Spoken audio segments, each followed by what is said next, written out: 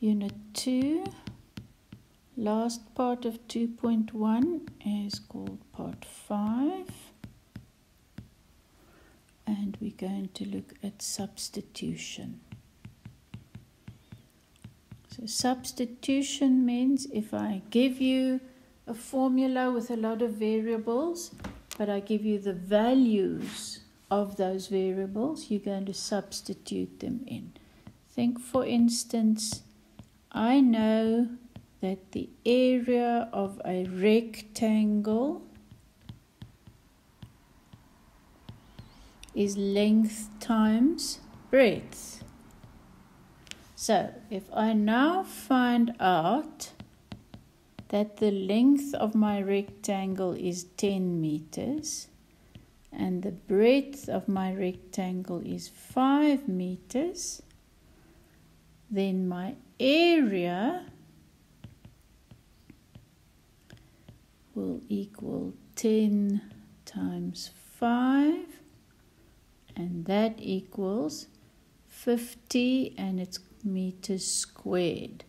Meters squared because it was really 10 meters times 5 meters. So the same rule, 10 times 5 is 50, m times m is m squared. Right, let's look at another example.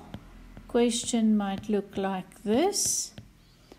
Calculate the value of x squared plus xy. Question could say calculate. It could also say evaluate. So if it says evaluate, it means you should actually get a number, a value for an answer. But now they must tell me what are the values of x and y. And what they're doing in this question is they being a bit sneaky and not giving us the straight answers. They're saying x is the square root of 9 and y is negative 2 squared.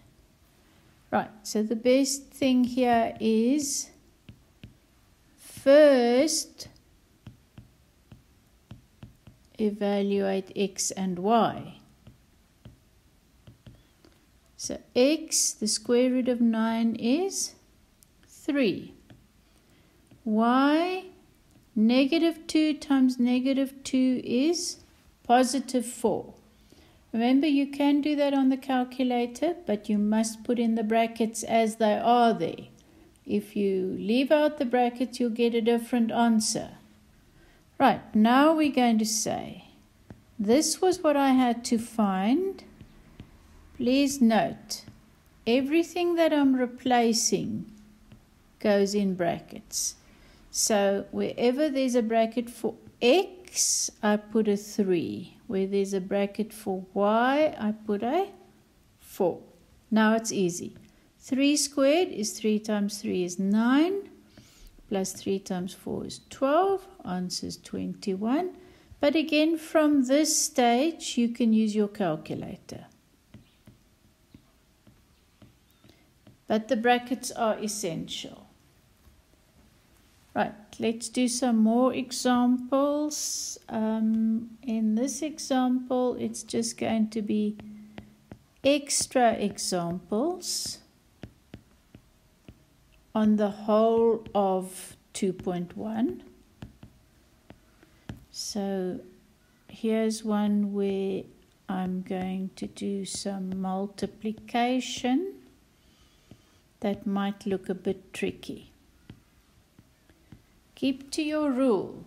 Remember that your x's are really to the ones. So the first one, x times 4, we don't write x4, we always write the constant in front, 4x. Then we're going to have plus x times minus x, so that's negative x to the 2. Now, when we do this one, it's better to write it as 4 over x times 4 over 1. So for this part, I want to put these over 1. Then I'm going to have a plus times a minus, so it's minus 4 over x times x over 1. Right, the first part has been done. I just repeat it. I know this will be positive. There's nothing that can cancel in this one. So what's my rule? Top times top over bottom times bottom. In this one, I can cancel my x's. They both go into themselves once. Then I would end up with 4 times 1 is 4 over 1, but 4 over 1 is just 4. Check, are there any like terms or I made a mistake? Did you catch me here? This one shouldn't have been an x squared, right? I was just repeating it. Should have stayed a 4x. So, sorry about that. That was a mistake. But when I looked for my like terms, I suddenly caught myself because I saw my previous line. Okay, one more.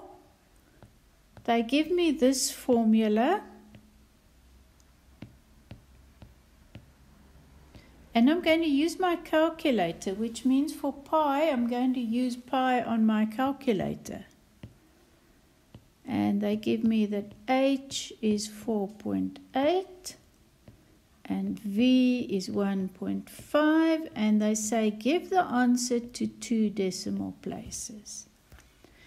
So in my calculator, I'm going to do 3 times 1.5 over 4.8 times pi, and find the square root of my answer, or put the square root first if I've got a user-friendly calculator.